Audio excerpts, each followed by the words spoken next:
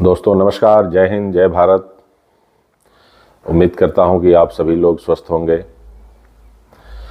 दोस्तों, जैसा आप सभी लोग जानते हैं कि 22 जनवरी 2024 को जनवरी में भगवान श्री राम की प्राण प्रतिष्ठा का कार्यक्रम आयोजित होने वाला है और इसके लिए काफ़ी धूमधाम से पूरे विश्व में तैयारियां चल रही हैं। चले भी क्यों ना, क्योंकि इतने लंबे संघर्ष के बाद ये समय आया है जिसका सबको कई सौ सालों से इंतज़ार था। इसकी शुरुआत सन 1858 में बाबा फ़कीर सिंह खालसा ने शुरू कर दिया था, जो कानूनी लड़ाई का पहला सबूत बना। वो अपने 25 निहंग सैनिकों के साथ घोड़े पर सवार होकर के जब विवादित ढांचे के पास पहुंचे थे और उन्होंने वहां पर रह करके अंदर पूजा हवन पाठ किया था और उनके खिलाफ बाद में पुलिस में केस दर्ज हुआ, जो वही केस बाद में जाकर के कानूनी आधार बना कि यहाँ पर हिंदू समाज पूजा पाठ करता था। उन्होंने वहाँ पूजा किया, हवन किया, राम चबूतरा का निर्माण किया। दीवालों पर जो बाद में एविडेंस बना कि राम राम लिखा हुआ है, वो सारे चीज़ें उनके द्वारा की गई थी। आज की मीडिया या आज का ये जो छुट्टा मीडिया है, पार्टियों के विरोध पर ये शुरू हुई थी। ये चैनल्स और ये लोग पार्टियों के विरोध को लेकर के अपने आप को पॉपुलर किए थे, लेकिन वो एक जो पतली सी लाइन है, बहुत छोटी सी लाइन है समाज राजनीति के बीच की, उस लाइन को ये लोग क्रॉस करने लगे हैं। आज पार्टियों के विरोध के नाम पर वो धार्मिक मुद्दों का भी विरोध करने लगे हैं। इसकी एक झलक हमको कुछ पहले, अभी मैं कल एक वीडियो देख रहा था, उससे मिली। समस्तीपुर में निकली राम की इस यात्रा का वो जिक्र करते हैं, उसमें फहराए जाने वाले भगवा ध्वज का वो जिक्र करते हैं वो लोग।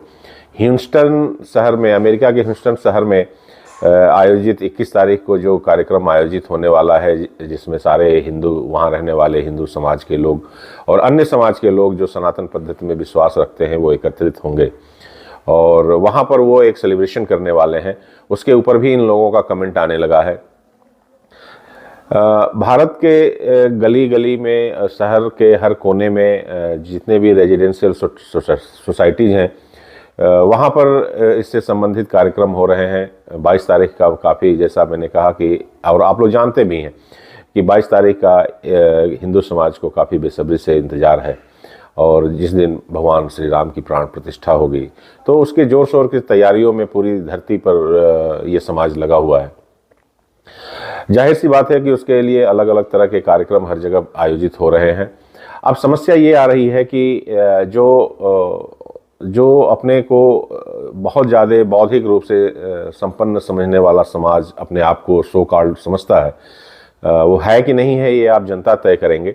लेकिन उन लोगों के व्यूज़, उन लोगों की वीडियोज़ जो वायरल हो रही हैं, वो उन सब चीज़ों के ऊपर कमेंट करना शुरू कर दिए हैं कि किस तरह से भाजपा इस कार्यक्रम को अपने राजनीतिक एजेंडे के रूप में प्रस्तुत कर रही है। इसको समझने का दूसरा रूप ये भी हो सकता है कि देखिए, पंजाब में हिंदू जो भाजपा है, पंजाब के अंदर भाजपा की कोई सत्ता नहीं है, कोई उसका ग्राउंड यहाँ पर अभी नहीं है। लेकिन पंजाब से बहुत से लोग, पंजाब में हिंदू और सनातन पद्धति में विश्वास रखने वाले बहुत लोग इसको बहुत ही तन्मयता के साथ ले रहे हैं, वो वहाँ जा भी रहे हैं। और मैंने जो जिक्र किया कि जो खालसा पंथ के लोग जिन्होंने वहाँ पर जाकर के पहले पूजा पाठ किया था और राम चबूतरे का निर्माण किया था, उनकी उस वंश परंपरा की 8वीं पीढ़ी के लोग वहाँ जाकर के लंगर भी लगा चुके हैं। अब ये लोग उसके ऊपर भी कमेंट कर सकते हैं कि राजनीतिकरण हो रहा है। इनको धर्म में राजनीति दिखता है, राजनीति में इनको धर्म दिखने लगता है। ये अपनी सहूलियत के हिसाब से सारी चीज़ें करते रहते हैं। यह एक शुद्ध रूप से यह एक आस्था का विषय है। जिन लोगों को भगवान श्री राम, भगवान जन्मभूमि में आस्था है, वो लोग इसको तन मन धन से सेलिब्रेट कर रहे हैं और आगे भी करते रहेंगे। लेकिन अब समस्या ये खड़ी हो जाती है कि इनको कुछ रैलियों में कैश में, पॉकेट में कैश लेकर के दौड़ने वाले लोग तो ऐसा दिखते हैं कि जैसे वो समाज में सुधार करने के लिए निकले हैं। आपको याद होगा कि पीछे एक बड़े ही सम्मानित व्यक्ति की रैली थी, उसमें ऐसे लोग भी दौड़ रहे थे, ऐसी तस्वीरें आई थी जिनकी पॉकेट में 300-400 करोड़ रुपए कैश मिले हैं। अब आप सोच सकते हैं कि ये लोग उसके ऊपर कोई कमेंट नहीं करेंगे, लेकिन आज ये जो सनातन समाज इतने बड़े पर्व को मनाने के लिए निकला हुआ है, ये हुजूम निकली हुई है, इसके ऊपर ये लोग कमेंट किए बिना भी नहीं रहेंगे। तो ये जो मानसिकता है ये बताती है कि ये लोग देश के समर्थन में काम कर रहे हैं, धर्म के समर्थन में काम कर रहे हैं, व्यक्ति के समर्थन में काम कर रहे हैं, या इन सारी चीज़ों के विरोध में ये सुर अलाप रहे हैं। तो अब कमेंट ये आ रहा है कि जो रेजिडेंशियल सोसाइटीज़ हैं उसके अंदर भगवा फहराए जा रहे हैं। अरे भाई, वहाँ पर उस समाज को, उस धर्म को, उस पंथ को मानने वाले लोग हैं, तो वो वहाँ नहीं फहराएंगे तो कहाँ फहराएंगे? आपके स्टूडियो में जाकर के तो झंडे फहराएंगे नहीं। एक विषय ये भी चर्चा का बना रहे हैं कि जो अमेरिका के ह्यूस्टन शहर में 21 तारीख को होने वाला कार्यक्रम है, उसमें इन्विटेशन में टेस्ला कंपनी, टेस्ला कार को प्रमोट किया जा रहा है। देखिए, धर्म, राजनीति और व्यापार, अगर हम एक व्यक्ति विशेष की बात करें, हम अपने खुद को लें तो हम सुबह शाम पूजा पाठ भी करते हैं, हम व्यापार भी करते हैं, और हम अपने समाज सोसाइटी में रहते भी हैं। तो हमारे होने वाले सारे कार्यक्रम में इन सारी चीज़ों की झलक तो आपको मिलेगी ही मिलेगी। अब अगर टेस्ला कंपनी भारत में आ रही है तो ये ह्यूस्टन शहर के टेस्ला में इनवाइट किया गया है। भाई, आप वहाँ उससे क्यों परेशान हो रहे हैं? लेकिन चूंकि आप विरोध आपको करना है, आपको हर चीज़ में विरोध की लाइनें मिल जाती हैं, इसलिए आप हर उस लाइन को भी बाइफरकेट नहीं कर पाते, समझ नहीं पाते हैं कि मैं किस चीज़ का विरोध कर रहा हूँ और किस चीज़ का समर्थन कर रहा हूँ। जब समर्थन करना होता है तो आप कह देते हैं मैं भी हिंदू हूं भाई, मेरे से राम छीन लोगे क्या? लेकिन राम के समर्थन में जितने कार्यक्रम, राम के महोत्सव को मनाने का जितना कार्यक्रम होगा, उस सब में आपको कमियां दिखने लगती हैं। अब आपको अपने आप को मतलब क्यों बताना पड़ रहा है कि मैं हिंदू हूं? अब भाई, सब लोग मानते हैं आप हिंदू हैं, ठीक है, आपके पास समय नहीं है उस कार्यक्रम में जाने का, या आपकी आस्था उतनी नहीं है जितनी बाकी हिंदुओं की है, तो उसके ऊपर कोई विरोध नहीं है। लेकिन आपको इस बात का विरोध जरूर आपको करना पड़ रहा है, आप करने के लिए मजबूर हो जा रहे हैं कि धर्म के नाम पर होने वाली रैलियों में राजनीतिक लोग क्यों इन्वॉल्व हैं। अब धर्म पहले है कि राजनीति पहले है? राम राज्य की बात अगर हो रही है तो राम की स्थापना में राज्य चलाने वाले राजनीतिक लोग होंगे भाई। इस चीज को आप क्यों नहीं समझ रहे हैं? आप समझे या ना समझे, देश की जनता इस बात को जरूर समझ रही है कि आपके आने वाले हर वीडियो में कुछ लोगों का विरोध करते करते आप उस रेखा को क्रॉस कर जाते हैं जहां आप समाज का विरोध करने लगते हैं, आप धर्म का विरोध करने लगते हैं। इस देश में सारे धर्म और सारे समाज के लोग आपस में मिलजुल के रहते हैं, ये बिल्कुल स्पष्ट है। इस बात की कहीं कोई गुंजाइश नहीं है कि किसी भी धर्म विशेष के लोग का एक दूसरे धर्म विशेष के लोगों के साथ कोई वैमनस्य है, ये कहीं कहीं भी कोई भी चीज नहीं है। ये तब होती है जब आपका कैमरा वहां पहुंच जाता है और आपके कैमरे का नजरिया जो है वो सिर्फ ये ढूंढता है कि यहां पर किस धर्म के लोगों का नाम लिया जा रहा है, किस धर्म के लोगों की बात हो रही है, किसका भगवा फहर रहा है, किसका कैसा झंडा है। ये आप उसको रंग देने लगते हैं और उसके बाद ये आप कहते हैं दूसरे के मुंह में अपनी बातें डाल करके कि ये देखो ऐसा हो रहा है। अब टेस्ला कंपनी की बात लेकर के कौन आया? यहां अमेरिका के ह्यूस्टन शहर में एक कार्यक्रम होने जा रहा है जिसमें लोग आएंगे। कनाडा में भी बहुत से कार्यक्रम हुए, उसमें भी बहुत से लोग आए, ट्रैक्टर लेकर के लोग आए। लेकिन उस चीज को धर्म से जोड़ना, भाई वो भारत के किसान हैं जो जहां भी हैं वहां रह करके वो अपने तरीके का विरोध कर रहे हैं, लेकिन उस चीज को धर्म से तो किसी ने नहीं जोड़ा। लेकिन इस कार्यक्रम में आपको धर्म दिख गया। आप अच्छी तरह से जानते हैं कि सनातन पद्धति को मानने वाले, सनातन धर्म को मानने वाले, श्री राम को मानने वाले कभी अपमान की बात नहीं करते हैं। वो कहते हैं कि ठीक है, उनसे गलतियां हो गई होंगी, उन्होंने कह दिया होगा। लेकिन बाकी धर्मों में अगर आप यही बात बोलते हैं तो वहां आपको अच्छी तरह मालूम है कि हमारे उन चीजों के खिलाफ बोलने का परिणाम क्या होता है। आप वहां नहीं बोलेंगे, अच्छी बात है, कोई शांति को भंग करने वाली भाषा किसी को भी नहीं बोलनी चाहिए। अगर किसी को ठेस पहुंचती है हिंदू ठीक है, हिंदू के बारे में आप बोल सकते हैं, क्योंकि हिंदू इतना ज़्यादा उसके अंदर इतनी सहिष्णुता, इतना वो चीज़ों को बर्दाश्त करने की क्षमता पैदा कर चुका है कि आप उसके बारे में कुछ भी बोलेंगे तो कोई फर्क नहीं पड़ता है। वो बहुत करेगा तो मेरी तरह कुछ प्रतिक्रिया दे करके चुप हो जाएगा। और मेरी प्रतिक्रिया सिर्फ इतनी है कि भाई यह एक शुद्ध रूप से धार्मिक कार्यक्रम है, आस्था का कार्यक्रम है। शायद इस आस्था और इस पद्धति पर चल के हमारा व्यापार भी बढ़े, हमारा रोजगार भी बढ़े, हमारे भाईचारे की भी बात, हमारे आपसी अगर कहीं कोई कटुता है वो भी खत्म हो। मैं तो कह रहा हूं ना कि मैं तो उस धरती को नमन करता हूं जहां के वीर सपूत फकीर सिंह खालसा के नेतृत्व में जाते हैं और उस मंदिर प्रांगण में जाकर के जो पूजा पद्धति कभी हो नहीं रही थी उसको वहां पर शुरू करते हैं, वहां पूजा करते हैं, राम चबूतरा बनाते हैं, दीवालों पर राम राम लिखते हैं। मैं तो उस धरती को, उन सपूतों को नमन करता हूं।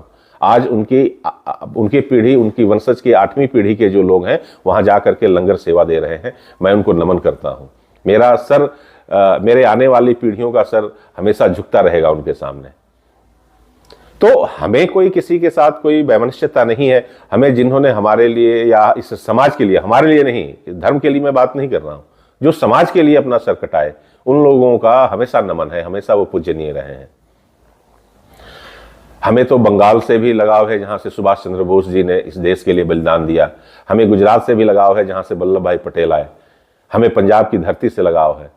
हम तो बहुत दूर नहीं जाते हैं। हम तो इसी श्री राम जन्मभूमि को अगर लेकर के बात करें तो हमारे